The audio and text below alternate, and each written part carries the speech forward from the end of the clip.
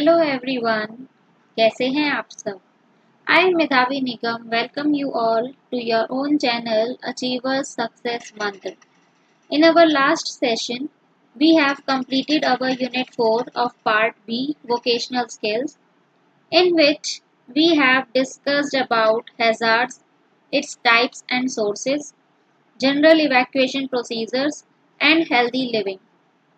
Today we will start our Unit 1 Communication Skills second of Part A Employability Skills. Whatever we will discuss that will be in reference to NCERT books. जो topics NCERT books में दिए गए हैं हम वही topics पढ़ेंगे as the book is available to us and CBSE set our paper according to NCERT. Many other books have mentioned other topics also, but that is of no use to us. So please focus on what I am teaching you according to NCERT. हमारे पास NCERT ने book available कर रखी है. इससे पहले जो हमने units cover की थी पार्ट बी की, उसके लिए हमारे पास कोई बुक अवेलेबल नहीं थी. That's why we can refer to any book. But for part A, we have the book available in the market. So we will totally study on that particular book basis. क्योंकि आप जो भी answer अपने paper में देंगे NCERT के according ही check होगा वो, क्योंकि CBSE जो है वो प्रॉपरली NCERT को ही फॉलो करती है.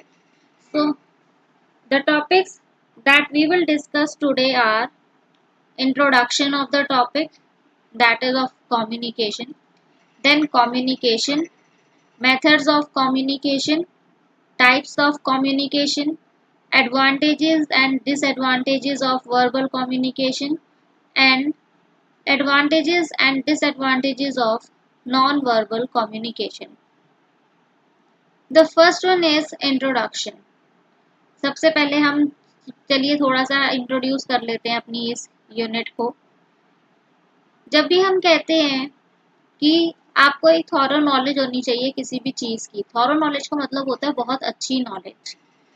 तो ये इसलिए कहा जाता है क्योंकि जब आपको किसी चीज़ की बहुत अच्छी नॉलेज होगी और आपके कम्युनिकेशन स्किल्स बहुत अच्छे होंगे, तो ये दोनों चीज़ें मिलके जो है बहुत इंपॉर्टेंट बन जाती है किसी भी ऑक्यूपेशन या बिजनेस के लिए.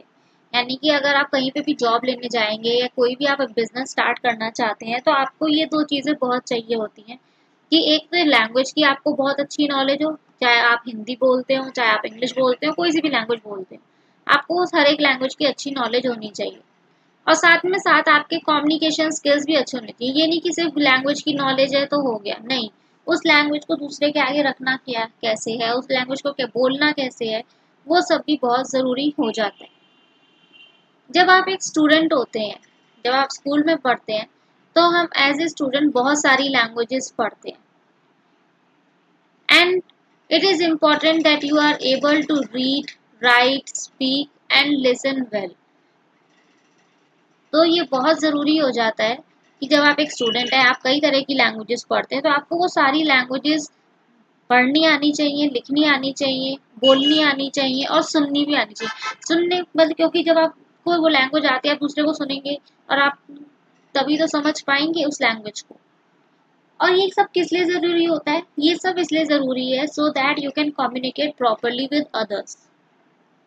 Speaking more than one language can help you communicate well with people that are present all around the world. अगर आपको एक से ज़्यादा लैंग्वेजेस आती हैं, तो वो सारी लैंग्वेजेस आपको मदद करती हैं कि आप वर्ल्ड में कहीं पे भी चले जाएं, आप किसी भी तरह के पर्सन से, किसी भी लैंग्वेज के पर्सन के साथ बातचीत कर सकते हैं. Learning English can help you communicate with people who understand English. If you are learning English, why it is necessary to learn? It is necessary to learn because if you are going to meet some person who are able to speak in English and understand English, then you can communicate with them. Okay? तो आपको अपनी mother tongue के अलावा English language भी आनी चाहिए, because English is considered as an international language and it works all over the world. जब हमारा जन्म होता है, जब हम पैदा होते हैं तो हम जिस तरह के माहौल में जहाँ पैदा होते हैं वहाँ की मदर टंग हमारी लैंग्वेज बन जाती है. But this is necessary that besides your mother tongue you should learn many more languages also. Now let's talk about communication. क्योंकि हमारी यूनिट है communication skills, तो अब हम समझते हैं कि communication क्या होता है. The word communication comes from a Latin word communicare. एक Latin word है आपका communicare, जहाँ से हमारा communication word आया है. और communication हमने communicare से क्यों बनाया?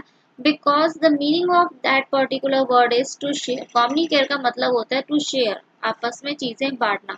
तो जब हम communication करते हैं तो भी हम आपस में क्या कर रहे होते हैं? शेयरिंग कर रहे होते हैं. The most important life skill, आपकी जिंदगी का सबसे इम्पॉर्टेंट स्किल जो होता है that is to communicate effectively, दूसरे के साथ बहुत अच्छे तरीके से बातचीत करना. क्योंकि हमारे बातचीत पर डिपेंड करता है कि हम दूसरे को अच्छे वे में रिप्रेजेंट कर रहे हैं अपने आप को या बुरे वे में. कम्युनिकेशन एक बहुत ही इम्पोर्टेंट चीज होती है. Communication skills are required, but why they are required? They are needed so that we can communicate with other people and the customers. अगर हम अपने रोजमर्रा की जिंदगी में चलते हैं तो हमें कई तरह के लोगों से बात करनी पड़ती है. अगर हम बिजनेस चलाते हैं तो हमें कस्टमर्स से बात करनी पड़ती है. तो आप कहीं पे भी जाइए, कम्युनिकेशन बहुत जरूरी हो जाता है.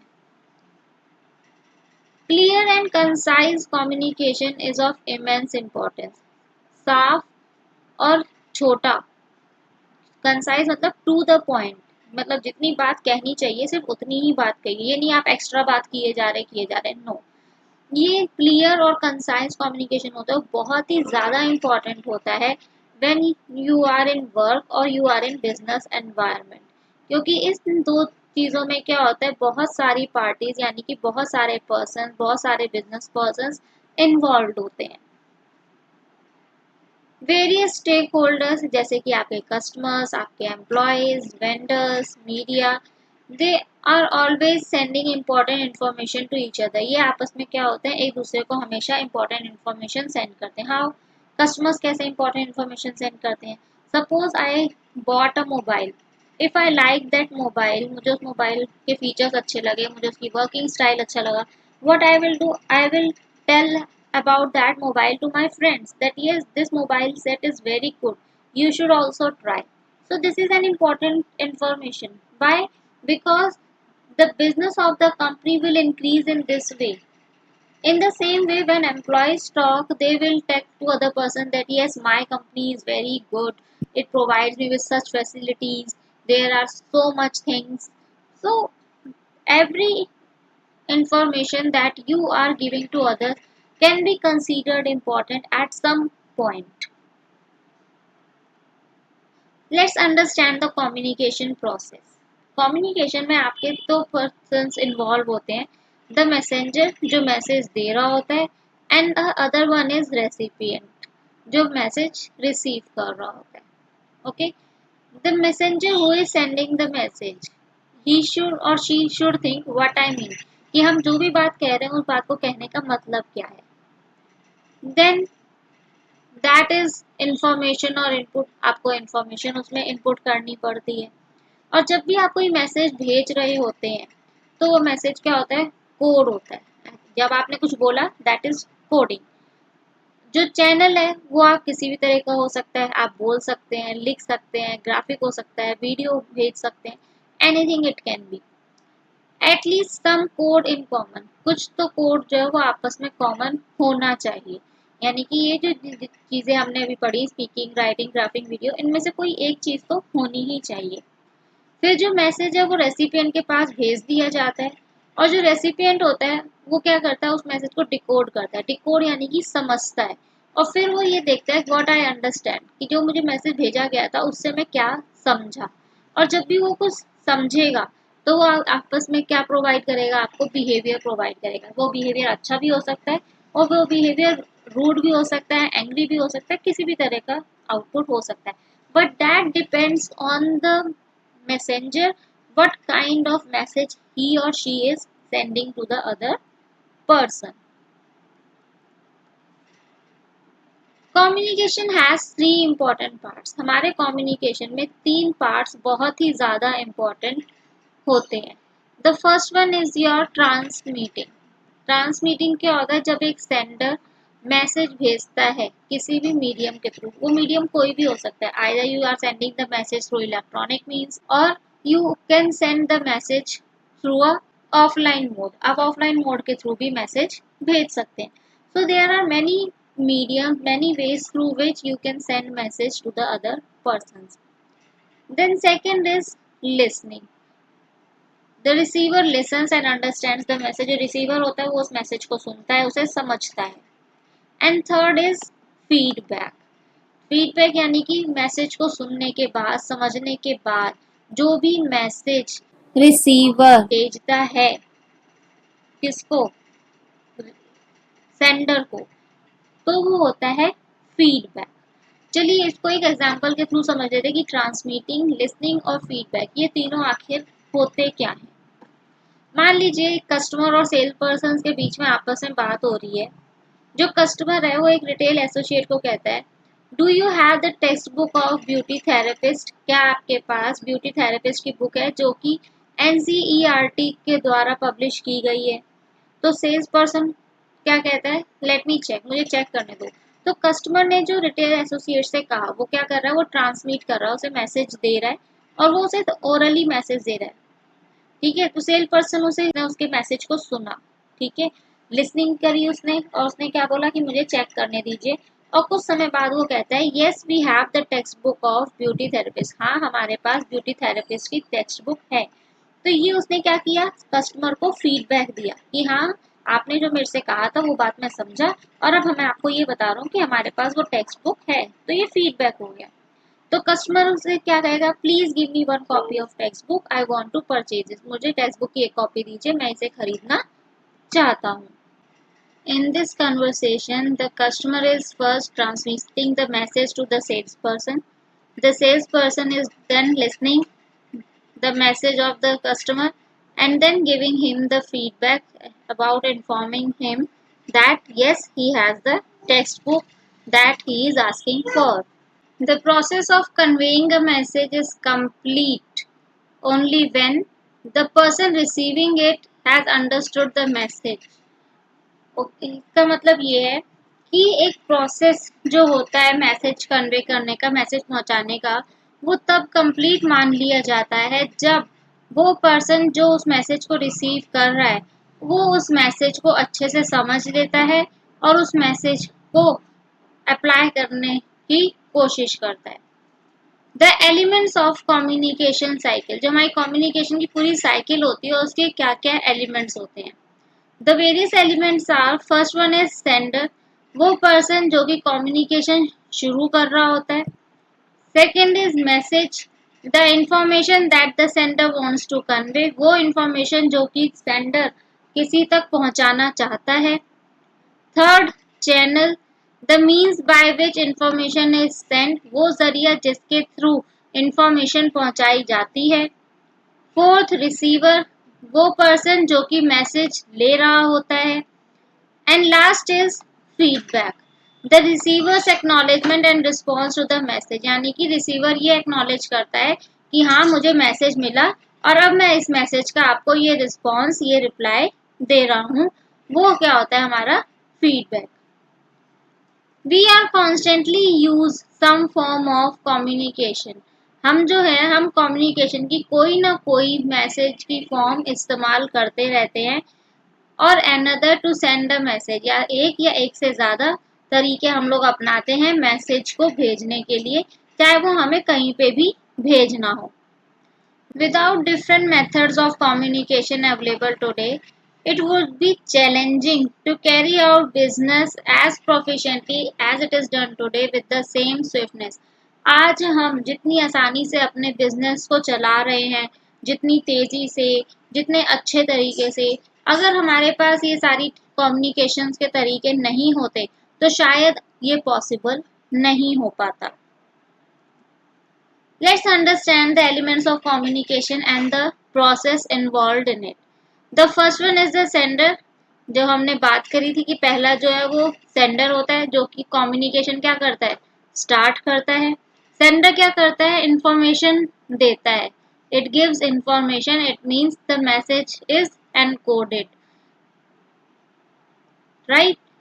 तो ये जो इंफॉर्मेशन दे रहा है वो क्या कर रहा है, एक तरीके से एक मैसेज सेंड कर रहा है, and then that message is given to the receiver, और फिर वो मैसेज आपका रिसीवर के पास पहुंच जाता है। तो यहाँ पर जो मैसेज पहुंच रहा है उसके लिए वो क्या कर रहा है, एक मैस चैनल का इस्तेमाल कर रहा है। वो एक मोबाइल हो सकता है, ईमेल हो सकता है, किसी भी तरीके से आप मैसेज पहुंचा सकते हैं। When the receiver gets the message, जब रिसीवर को वो मैसेज मिलता है, then he decodes that message, वो उस मैसेज को डिकोड करता है, उसे एक्सेप्ट करता है, and then it gives reply of that message to the sender, और फिर वो उस मैसेज का रिप्लाई सेंडर तक प्रोवाइड करता है, and it means it he or she is providing the feedback or the response of the message to the sender. Methods of communication. The first one is face to face informal communication. पहला होता है face to face. There is nothing better than face to face communication. Face to face communication से अच्छा communication कोई भी नहीं होता, क्योंकि ये जो होता है ये मैसेज को आसानी से और अच्छे से और जल्दी से समझने में हमारी मदद करता है। इसमें जो हमारी बॉडी लैंग्वेज होती है वो देखी जा सकती है कि पर्सन किस तरीके से बैठ रहा है, किस तरीके से अपने आप को रिप्रेजेंट कर रहा है, किस मूड में है आज person. So it adds effectiveness to the communication, ये हमारी कम्युनिकेशन में एक इफेक्टिवनेस ऐड करता है, उसे और ज़्यादा प्रभावित बनाता है। Second is email.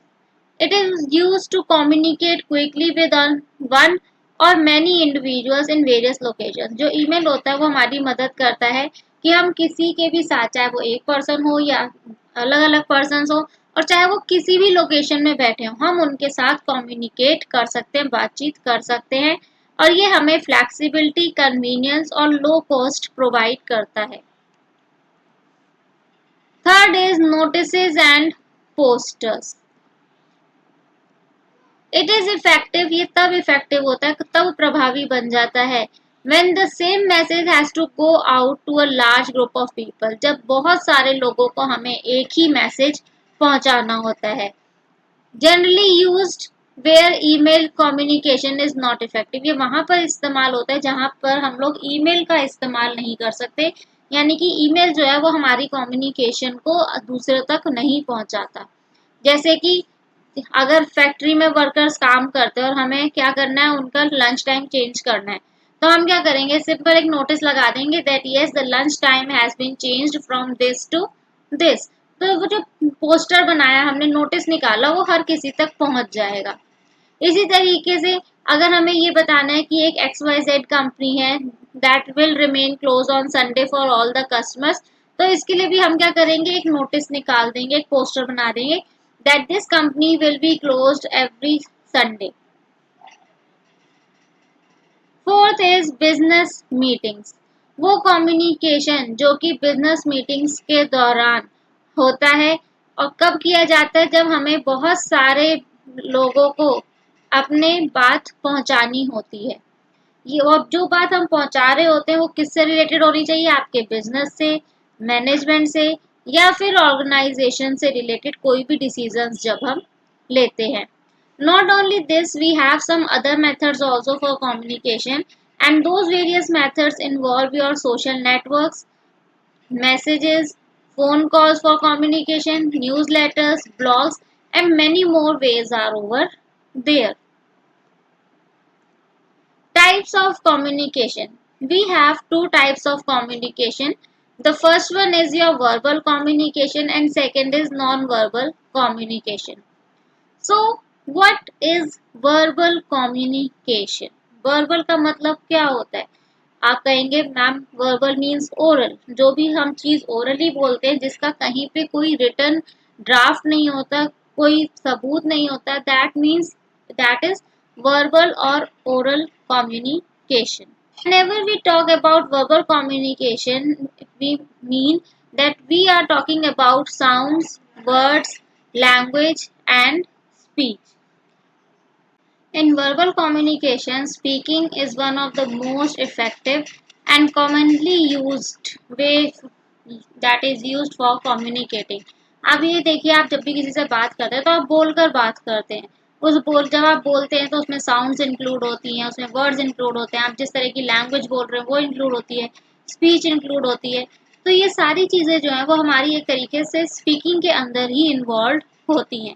और जब भी हम बोलकर बात करते हैं, बोलकर किसी तक अपना बात पहुंचाते हैं या अपना मैसेज पहुंचाते हैं, तो बोलना जो है वो हमें मदद करता है हमारे एक्सप्रेशंस को, इमोशंस को और अच्छे से दूसरों के आगे व्यक्त करने के लिए, रखने के लिए।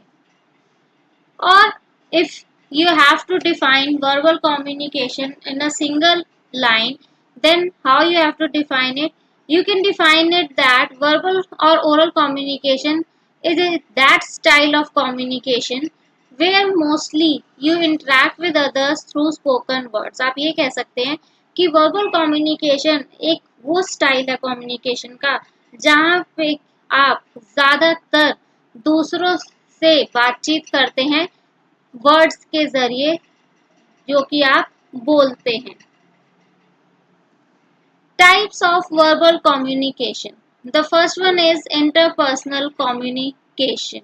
जब हम इंटरपर्सनल कम्युनिकेशन की बात करते हैं, it means that form of communication that takes place between two individuals. वो कम्युनिकेशन जो कि दो जनों के बीच में होता है, और इसे हम वन टू वन कन्वर्सेशन भी कह सकते हैं। और ये आपका दो तरीके से होता है, एक फॉर्मल और एक इनफॉर्मल। या तो आप ये कम्युनिकेशन जो है अपने ऑफिस में इस्तेमाल करते हैं, दो फ्रेंड्स के बीच में इस्तेमाल करते हैं, या फिर दो लोगों के बीच में बात करते हैं। For example, a manager discussing the performance with an employee. एक मैनेजर अपनी कंपनी की परफॉर्मेंस या अपने प्रोडक्ट की परफॉर्मेंस जो है अपने एम्प्लॉय के साथ डिस्कस करता है। Two friends discussing homework. जब दो दोस्त आपस में अपना होमवर्क डिस्कस कर रहे होते हैं, then they are in interpersonal communication. And when two persons talk to each other through a phone call और video call, then also they are involved in interpersonal communication. Second is written communication.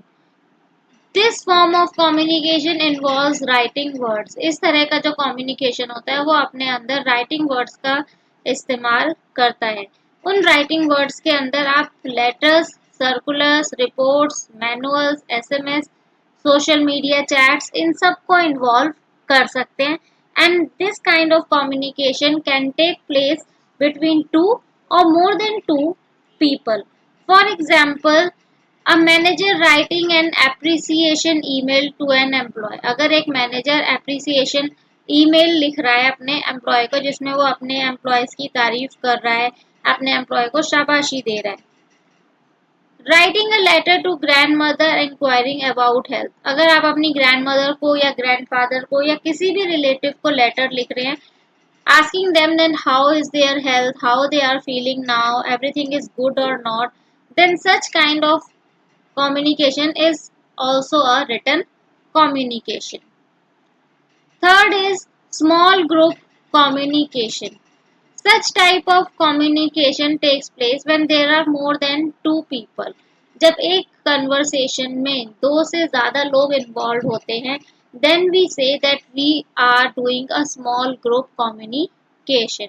और इसमें जो हर एक participant होता है उसे interact करने का, कन्वर्स करने का दूसरों के साथ उतना ही राइट है जितना कि बाकी सबको। For example, your press conferences. Press conference में क्या होता है, इतने सारे लोग इन्वॉल्व होते हैं और हर पर्सन अपनी बातचीत करता है, दूसरे से क्वेश्चंस करता है और दूसरा उसका रिप्लाई करता है। Board meetings, the same thing is over here. And team meetings also. जब आपका क्रिकेट का गेम चल रहा होता है तो उससे पहले क्या होता है, सारे प्लेयर्स मिलके एक टीम मीटिंग करते हैं, कैप्टन कुछ सलाह देता है अपने प्लेयर्स को, और कुछ प्लेयर्स जो होते हैं वो कैप्टन के साथ आपस में कुछ सलाह करते हैं। Fourth one is public communication. This type of communication takes place when one individual addresses a large gathering. जब एक person बहुत सारे लोगों तक मैसेज पहुंचाता है तब हम कहते हैं that it is a public communication. Such kind of communication you can see whenever there are election campaigns. जब भी election campaigns होते हैं तो क्या होता है, एक बड़ा सा मंच लगा दिया जाता है, नेता उसमें भाषण देता है और बहुत सारे लोग उसे सुन रहे होते हैं. पब्लिक स्पीचेस बाय डिग्निटरीज, जो बहुत ऊंचे ऊंचे औहदे के पोजीशन के पर्सन्स होते हैं, जब वो अपनी स्पीच देते हैं पब्लिक में, then also it is a public communication. तो आइए समझते हैं कि वर्बल कम्युनिकेशन के आखिर क्या फायदे होते हैं, क्यों हम वर्बल कम्युनिकेशन करते हैं, कोई भी बातचीत हम ओरल वे में क्यों करते हैं. The first one is it saves time in communication. जब हम किसी से बातचीत करते हैं ओरली तो इससे हमारा टाइम बचता है.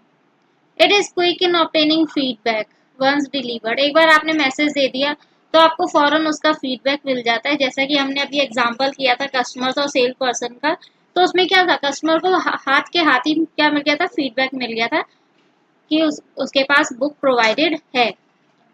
It provides complete understanding of communication deliver. जो भी कम्युनिकेशन किया जाता है, जो भी मैसेज पहुंचाया जाता है, वो पूरा अच्छे तरीके से समझा जा सकता है.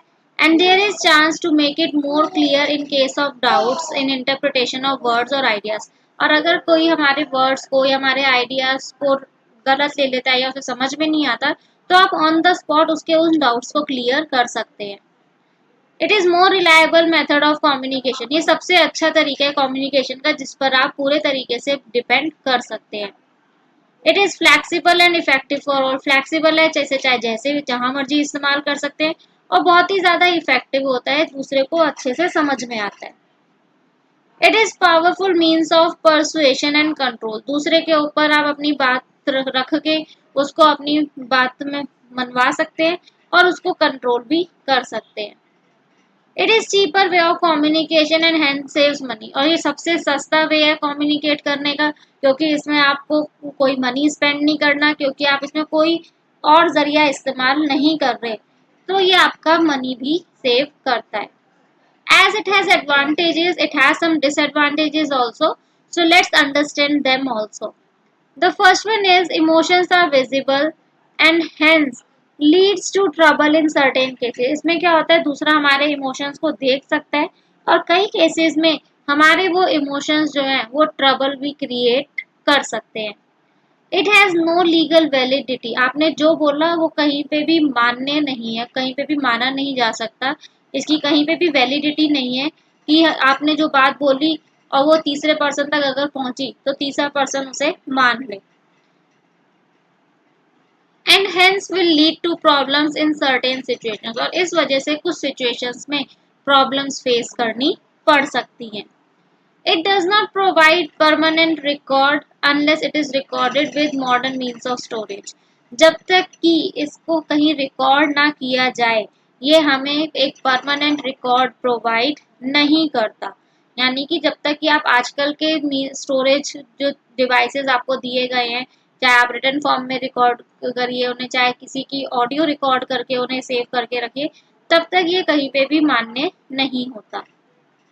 It has issues when communicating with distant people. जब आप दूर रह रहे लोगों से आपस में बात करते हैं तो इसमें कुछ ना कुछ इश्यूज आ जाते हैं. आप कह कुछ रहे हैं, पर्सन कुछ और समझ रहा है. It is difficult for certain people to understand speech due to various speech tones. Speech tones, कई बार क्या होता है, हम जो वर्ड बोलते हैं वही दूसरा पर्सन उसे किसी और तरीके से प्रोनाउंशिएट करता है, थर्ड पर्सन उसे किसी और तरीके से प्रोनाउंशिएट करता है. तो इस वजह से क्या होता है, जो हमारे बोलने में डिफरेंस होता है उस वजह से कई बार लोगों को डिफिकल्टी का सामना करना पड़ सकता है. This form of communication is not suitable for lengthy message. अगर आपको किसी के पास बहुत लंबा मैसेज पहुंचाना है, then this kind of communication is not at all suitable for a lengthy message. There is chance of leak of secret information. ये chances बने रहते हैं कि एक secret information आसानी से leak हो सकती है, क्योंकि आजकल के जो modern devices हैं जैसे कि polygraph है या lie detector है, इसके जरिए एक person से information निकलवाई जा सकती है. Sometimes the person is under alcohol, जब पर्सन एल्कोहल के इन्फ्लुएंस में आ जाता है तो उस समय भी आप आसानी से कोई भी सीक्रेट इंफॉर्मेशन पर्सन के मुंह से निकलवा सकते हैं। मास्टरिंग वर्बल कम्युनिकेशन, कई बार क्या होता है जब हम बोलते हैं, हमें किसी से कोई बातचीत करनी होती है तो हम बहुत ज़्यादा नर्वस हो जाते हैं। कई बार जो लोग होते हैं अगर उन्हें किसी बहुत ज़्यादा पब्लिक के आगे स्पीच देनी होती है तो वो नर्वस हो जाते हैं, अपनी बात को अच्छे से कह नहीं पाते, उन्हें अंदर से घबराहट होने लगती है। So what we should do that we just remove our nervousness, and whatever we want to convey to the other person we convey it without any difficulty. The first one is think before you speak. बोलने से पहले हमेशा सोचिए। Think about your topic, अपने topic के बारे में सोचिए कि आपको किस टॉपिक के ऊपर बात करनी है। Think about the most effective ways to make your listeners understand the topic. उन तरीकों के बारे में सोचिए जिससे कि आप अपनी स्पीच को और अच्छा कर सकते हैं और जो भी आपको सुने वो बस आपको ही सुनता रहे। Write and note down whatever you plan to say, और जो भी आप कहना चाह रहे हैं उसको कहीं पर लिख के रख लीजिए। Second is concise and clear, to the point रहिए और जो भी आप बोल रहे हो बिल्कुल क्लियर होना चाहिए। स्पीक क्लियरली, बिल्कुल साफ बोलिए। लाउडली, जोर से बोलिए। एंड एट मॉडरेट स्पीड, मतलब ऐसी स्पीड हो, बहुत ज्यादा धीरे भी नहीं और बहुत ज्यादा तेज भी नहीं। जब आप किसी को कोई बात कह रहे हैं तो वो आपको आसानी से पकड़ सके कि हाँ आप ये बात बोल रहे हैं, इतनी स्पीड आपकी होनी चाहिए। Be sure the information you want to share is to the point, ये हमेशा श्योर करिए कि जो भी इंफॉर्मेशन आप दूसरे पर्सन तक पहुंचाना चाह रहे हैं वो बिल्कुल टू द पॉइंट है, एग्जैक्ट है, सही है। Do not repeat the same sentences, एक ही सेंटेंस को बार बार रिपीट मत करिए, दोहराइए मत। Third is confidence and body language, be confident and make your body language positive. हमेशा कॉन्फिडेंस बना के रखिए अपना ऑडियंस के साथ या जिस भी पर्सन के साथ आप बातचीत कर रहे हैं उसके साथ आई कांटेक्ट मेंटेन करिए, सीधे खड़े रहिए और अटेंटिव रहिए। बी फ्रेंडली, दूसरों के साथ थोड़ा सा दोस्ताना व्यवहार करिए, फ्रेंडली रहिए उनके साथ। आपके बिहेवियर से दूसरे को ये नहीं लगना चाहिए कि आप बहुत ज्यादा प्राउड फील कर रहे हो या आप बहुत ज्यादा नर्वस हो, that should not be there. बहुत आराम से कंफर्टेबल मैनर में बात करिए आप। Then is non-verbal communication. Till now we discussed everything about verbal communication. Now let's understand what is non-verbal communication. So non-verbal communication is what? It is the expression or exchange of information. ये या तो एक expression होता है या फिर exchange of information और messages होता है बिना किसी स्पोकन और रिटन वर्ड के, यानी कि आपने कुछ बोला नहीं, कुछ लिखा नहीं और आपका कम्युनिकेशन भी हो गया। दूसरे शब्दों में आप ये कह सकते हैं that we send signals and messages to others, कि हम दूसरों तक सिग्नल्स और मैसेजेस पहुंचाते हैं अपने एक्सप्रेशंस के थ्रू, अपने gestures, postures, touch, space, eye contact और पैरा लैंग्वेज के जरिए। Now you will ask, ma'am, why it is important? Well, it is very important for our day-to-day life because if we see the statistics, अगर हम सर्वे पर जाएं तो ये कहा जाता है कि 55% जो कम्युनिकेशन है वो हमारी बॉडी मूवमेंट्स, फेस और आर्म्स के थ्रू किया जाता है। 38% is through your voice, tone and pauses. And only 7% communication is done through words. Words के थ्रू जो communication है वो केवल 7% ही किया जाता है। तो हम ये कह सकते हैं कि 93% जो आपका communication होता है 100 में से वो आपका नॉन वर्बल होता है, यानी कि वर्बल केवल 7% है और 93% आपका नॉन वर्बल है। Types of non-verbal communication. First is face और facial expressions. हमारा जो फेस है वो बहुत कुछ कह जाता है क्योंकि हमारे फेस पे बहुत तरह के एक्सप्रेशंस आते हैं। जब हम खुश होते हैं तो अलग एक्सप्रेशन होता है, उदास होते हैं तो अलग होता है, एंगर होते हैं तो अलग होता है, सरप्राइज होते हैं तो अलग और डर रहे होते हैं तो अलग। तो बहुत सारी फीलिंग्स के लिए बहुत सारे एक्सप्रेशंस हमारे फेस पर नजर आने लगते हैं। अब आपको फेशियल एक्सप्रेशंस यूज कैसे करने हैं। Smile when you meet someone, जब आप किसी से मिलते हैं तो हंसिए। हंसना भी वो नहीं कि बस हंसना शुरू कर दिया जोर जोर से, एक हल्की सी स्माइल आपको देनी होती है। कीप योर फेस रिलैक्स्ड, अपने फेस को बिल्कुल रिलैक्स रखिए, उसमें कोई घबराहट नहीं होनी चाहिए, कुछ नहीं। Match your expressions with your words, जो आप बोल रहे हैं आपके फेस एक्सप्रेशंस उसी पे जाने चाहिए। ये नहीं कह तो आप पर्सन से रहे हैं कि मैं आपसे दोस्ती करना चाहता हूँ, लेकिन आपके फेस एक्सप्रेशंस कह रहे हैं कि मैं तो इससे दुश्मनी निभाऊंगा। This should not be there. Note while listening, जब आप किसी को सुन रहे होते हैं तो अपना सर हिलाइए कि दूसरा ये समझे कि yes you are understanding whatever he is saying. Posture, जो हमारा बॉडी का पोस्चर होता है वो भी बहुत कुछ कह जाता है। ये हमारे कॉन्फिडेंस और फीलिंग्स के बारे में कह जाता है। अगर हम नर्वस होंगे तो हमारा बॉडी पोस्चर अलग होगा, अगर हम कॉन्फिडेंट होंगे तो हमारा बॉडी पोस्चर अलग होगा। जैसे कि अगर हमारी बॉडी बिल्कुल स्ट्रेट है, कोई मूवमेंट नहीं है हमारी बॉडी में, it means we are confident. लेकिन वहीं अगर हमारा पोस्चर थोड़ा सा ढीला ढाला है, हम लोग ढंग से खड़े नहीं है, तो इससे मतलब हम नर्वस हैं या फिर हमारी बॉडी में कहीं वीकनेस है। How you can use your posture to make it effective on others. Keep your shoulders straight and body relaxed. अपने shoulders को सीधा रखिए और अपनी body को बिल्कुल relax रखिए। Sit straight while resting your hands and feet in relaxed position. जब आप relaxed position में होते हैं तो उस समय अपने हाथ और पैरों को बिल्कुल रेस्ट दे दीजिए और बिल्कुल सीधे होके बैठिए। While standing, keep your hands by your side, और जब आप खड़े हुए हो तो अपने हैंड्स को अपने बॉडी के साइड में रखिए। थर्ड इज जेस्चर्स और body language. Gestures include your body movements, आपकी बॉडी मूवमेंट्स आते हैं जेस्चर्स के अंदर। That will express an idea और मीनिंग, जो कि कोई मीनिंग या कोई आइडिया बताते हैं। यानी कि अगर आप क्लास में हाथ खड़ा कर रहे हैं तो उसका मतलब होता है कि आप क्वेश्चन पूछना चाहते हैं। अगर आप अपने नेल्स काट रहे हैं तो इसका मतलब आप घबराए हुए हैं। How you will use it. Keep your hands open, हमेशा अपने हैंड्स खुले रखिए। Avoid pointing your finger at people, लोगों पे उंगली पॉइंट करना अवॉइड करिए कि आपको किसी को पॉइंट ना करना पड़े अपनी फिंगर से। Tilt your head a bit to show that you are attentive, अपना हेड हल्का सा नीचे करके रखिए, ये दिखाने के लिए कि आप अटेंटिव है। नीचे का मतलब ये नहीं कि एकदम नीचे झुका लिया और ऊपर एकदम ऊपर कर लिया, बिल्कुल ठीक रखिए उसे। Touch, we communicate a great deal through touch, हम टच के थ्रू बहुत सारी बातें कर जाते हैं।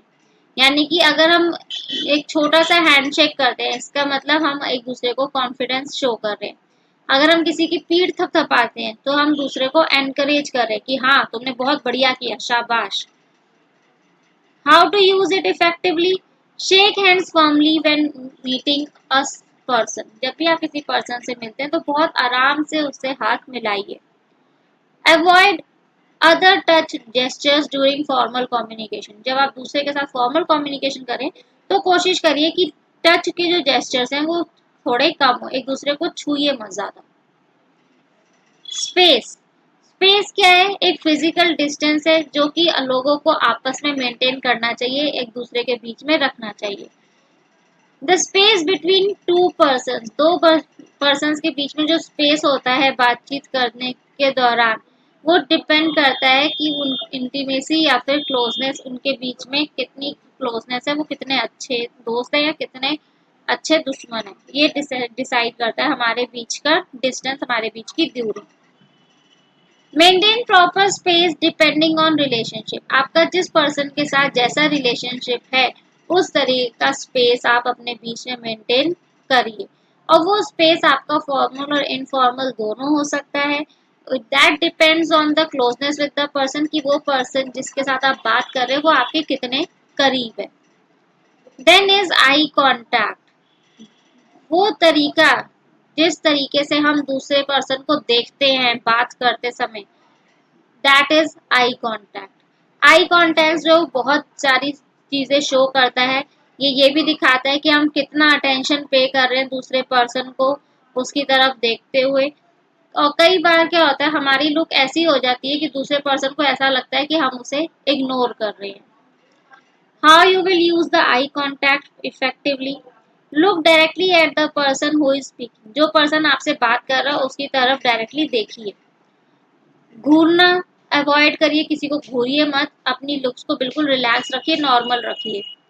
Maintain eye contact with intermittent breaks. Eye contact maintain करिए, लेकिन ये नहीं लगातार देखे जा रहे देखे जा रहे। जब हम किसी को लगातार देखते हैं तो वो स्टेयरिंग हो जाता है, घूरना हो जाता है। आई कांटेक्ट मेंटेन करिए, बीच बीच में अपनी आईज को आप इधर उधर मूव कर सकते हैं। Last is your para language. Para language is how we speak, हम कैसे बात करते हैं। ये तरीका हमारे कम्युनिकेशन को बहुत ज़्यादा अफेक्ट करता है, और इसमें हमारी टोन, स्पीड और वॉल्यूम काउंट होती है कि हम किस टोन में बात कर रहे हैं, कितनी स्पीड है हमारे बोलने की, और हमारा वॉल्यूम क्या है, ज़्यादा है कम है। जैसे कि टॉकिंग फास्ट, इसका मतलब होता है कि हम बहुत ज़्यादा खुश हैं, बहुत ज़्यादा एक्साइटेड है किसी चीज़ को। और जब हम नर्वस होते हैं बोलते समय, तो वो दिखाता है कि हम किसी चीज को लेके या तो सीरियस है या फिर उदास है। How you can use your para language effectively? Use a suitable tone and volume. अच्छी वॉल्यूम होनी चाहिए और एक अच्छा टोन होना चाहिए, मतलब सधी हुई चीज हो। Maintain a moderate speed while talking. जब आप किसी से बात कर रहे हैं तो एक मॉडरेट स्पीड होनी चाहिए, यानी कि दूसरे को अंडरस्टैंडेबल हो कि आप उससे क्या कहना चाह रहे हैं। Advantages of non-verbal communication. The first one is it makes demonstration very useful. Using noticeable non-verbal cues like gestures, body language. आप अपने gestures और body language के थ्रू जो demonstration है वो बहुत अच्छे से किसी को explain कर सकते हैं। It easily conveys where verbal is unable to reach. जहाँ verbal language, आप verbal communication नहीं पहुंच पाता, वहाँ आपका non verbal communication पहुंच जाता है। इसका मतलब अगर क्लास में बहुत ज्यादा नॉइज है, ठीक है, और टीचर सिर्फ अपने मुंह पे एक फिंगर रख के आपके सामने खड़ी हो जाए, तो इसका मतलब टीचर ये कहना चाह रही है कि चुप हो जाओ, शांत हो जाओ। क्योंकि बहुत ज्यादा शोर में अगर टीचर बोलेगी तो आप तक आवाज पहुंचेगी नहीं। तो सिर्फ एक सिंपल जेस्चर ने टीचर के आपको ये बता दिया that you have to be quite.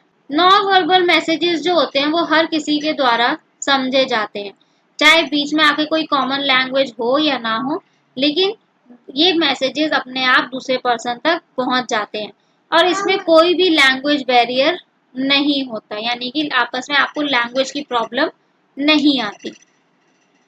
It conveys the message very fast, ये बहुत जल्दी अपना मैसेज दूसरे तक पहुंचा देता है। जो रिसीवर होता है वो आसानी से समझ जाता है किसी भी चीज को बिना किसी बैरियर के, चाहे वो रीजन हो, लैंग्वेज हो, क्वालिफिकेशन हो, कोई सी भी चीज हो। इन सब की डिफिकल्टी आपको बीच में फेस नहीं करनी पड़ती। Disadvantages of non verbal communication. अब इसके फायदे हैं तो कहीं नुकसान भी होंगे, तो let's talks about its disadvantages. The first one is it suits for smaller conversations. छोटी छोटी बातचीत के लिए या छोटे मैसेजेस के लिए ये बहुत अच्छा है, लेकिन अगर आपको लेंथी कन्वर्सेशंस करने हैं या डिटेल डिस्कशन करना है किसी चीज के बारे में किसी के साथ, तो उसके लिए नॉन वर्बल कम्युनिकेशन बिल्कुल भी सही नहीं है। It falls short of communicating details, ये कम्युनिकेटिंग डिटेल्स के लिए बहुत ही ज़्यादा छोटा पड़ जाता है और हार्ड हो जाता है अगर आप किसी को भी फुल मैसेज समझाना चाहते हैं तो, क्योंकि सिर्फ जेस्चर्स और बॉडी लैंग्वेज के थ्रू आप किसी को भी अपना फुल मैसेज कन्वे नहीं कर सकते। And it is not supported by other forms of communication, और दूसरे फॉर्म्स जो होते हैं कम्युनिकेशन के वो इस कम्युनिकेशन को सपोर्ट नहीं करते। If the message does not get across, अगर मैसेज पूरे तरीके से रिसीवर के पास नहीं पहुंचता है, तो डिटेल्स की एब्सेंस में, क्योंकि सब मैसेज तो पूरा पहुंचा नहीं तो ऑब्वियसली डिटेल्स भी उसके पास क्या पहुंची होंगी, आधी, तो उस सेंस में जो रिसीवर है वो आपके मैसेज को मिस इंटरप्रेट कर सकता है, यानी कि उसको गलत तरीके से ले सकता है। Every culture has different gestures and expressions. Her culture के अपने अलग जेस्चर्स होते हैं, अलग एक्सप्रेशंस होते हैं। हमारे कंट्री में जो चीज़ अच्छी मानी जाती है, हो सकता है दूसरे कंट्री में अच्छी ना मानी जाती हो, या दूसरे कंट्री में जो चीज़ अच्छी लगती है वो हमारा कल्चर एक्सेप्ट ना करता हो, उसे गलत लेता हो। तो ऐसे जो डिफरेंसेस होते हैं वो इस तरह के कम्युनिकेशन को खराब कर सकते हैं, और इस तरह का कम्युनिकेशन किसी के भी माइंड में एक मिस इंटरप्रिटेशन बना सकता है, एक गलतफहमी क्रिएट कर सकता है। So this is all for today for your communication skills. I hope you are able to understand whatever we discussed today about communication skills, the types of communication that we discussed, and its advantages and disadvantages. If you have any doubt, please feel free to provide us with a comment. We will definitely revert back to you and explain you the things that are not clear in your mind. If you are an old visitor of our channel, please stay connected with us. If you are a new visitor, please subscribe our channel and press the bell icon so that you keep getting the notifications of upcoming videos. Meet you in the next session with some new topics of Unit 1, that is Communication Skills Second. तब तक के लिए स्वस्थ रहिए, मस्त रहिए, व्यस्त रहिए। Bye bye, take care.